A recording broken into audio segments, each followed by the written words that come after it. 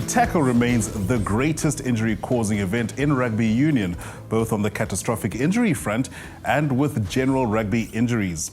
It is for this reason, and because of the relatively physical, high speed, high impact and unpredictable nature of the tackle, that one should frequently revisit the safety basics of the tackle situation with your players.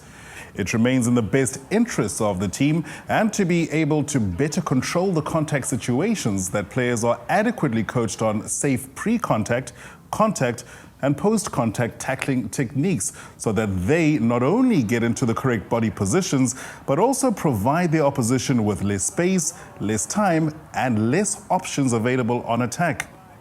An additional point to this is that better defensive structures might actually contribute to a reduction in injuries. Better body position, preparation and defensive structure makes the tackle more predictable, more effective and at the same time limits the probability of getting it wrong and potentially getting seriously injured as a result.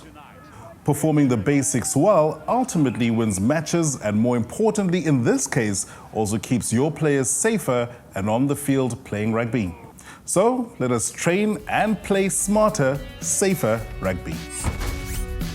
With our serious and catastrophic injury events between 2008 and 2013, 44% of them were tackle-related, with the tackler accounting for about 55% and the ball carrier about 45% of these.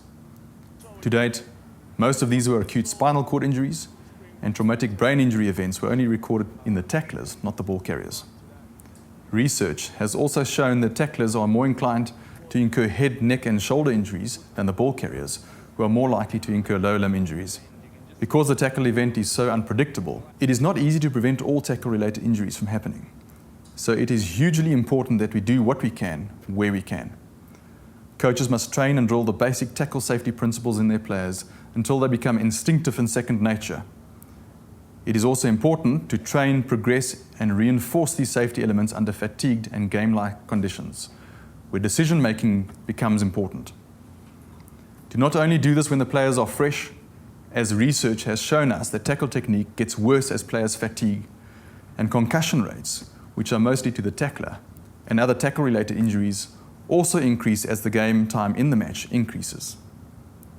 The principle here, by also coaching and training these safety elements while fatigued, is that the players over time, within a highly pressurized, dynamic, complex, constantly changing environment on the field on match day, and even when fatigued, will most likely execute a safer tackle, even if they do not use all of the rules. Even at top flight level, we too frequently see professional players getting their heads on the wrong side of the tackle, or leading with their heads into the tackle, and then being taken off the field with concussion or other injury as a result. Get the simple stuff right, such as not leading with the head into the tackle, getting the head and neck on the correct side and behind the ball carrier, not in front, and keeping the head up, face up and eyes open, then we can avoid the preventable tackle injuries. Look after our future Springboks and future heroes of the game and keep them safer and playing rugby for longer.